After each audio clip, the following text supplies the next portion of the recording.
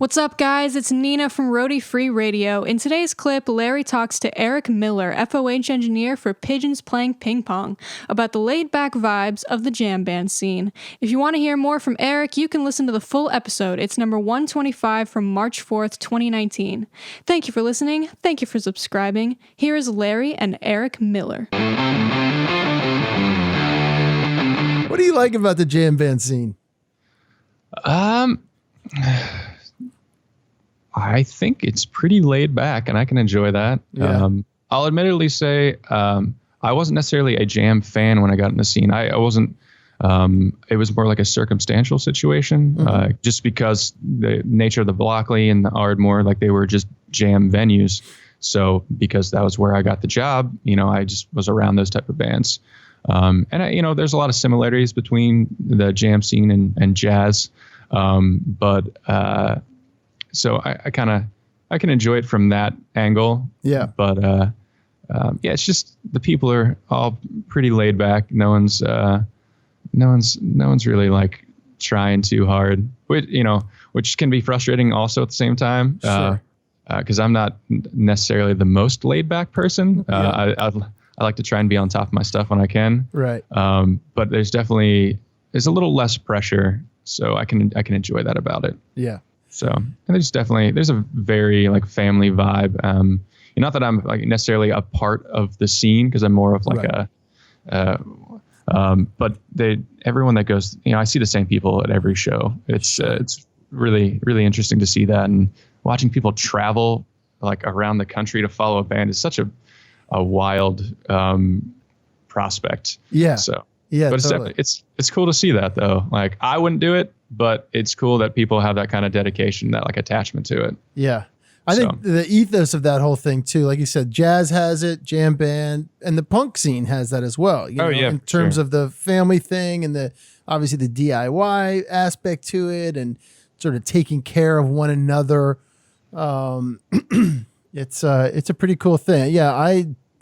Like I said, kind of having grown up with that, and and then I was in college in the 90s, so yeah, 2 hours from Burlington when Fish was breaking and Blues Traveler, and absolutely the archetypes of that next wave after the Dead and all that kind of stuff. And yeah, absolutely, it was amazing to see all that happen and people start traveling. I mean, obviously, people were traveling for the Dead and the Allman Brothers and stuff. And that was the beginning.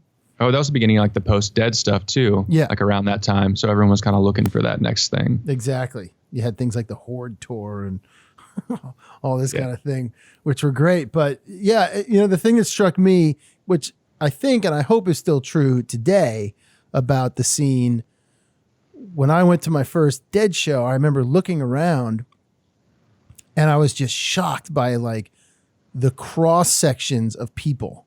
Oh yeah. It's an interesting variety. And how accepting of all of the different types of people, because you had punkers and you had older people and younger people and absolutely all kinds of people. It wasn't like going to whatever, I don't know whatever example I can use, but so I imagine it's still that way.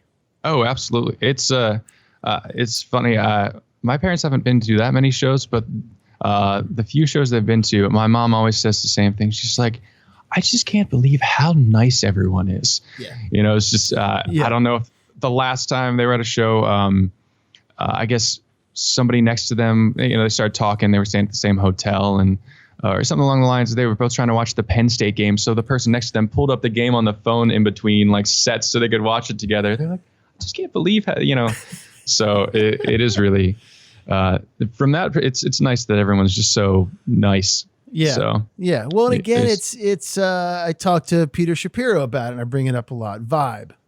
Yeah, right? absolutely. It's a lot. That scene has a particular vibe. All the other scenes have a vibe as well. Yeah, but the jam world scene definitely creates that friendly absolutely thing. If you go to a whatever heavy metal show or something, has a vibe, but it's a different type of thing. Absolutely. Right. It's more like gladiators preparing for battle. Yeah. I know the guys in the band too.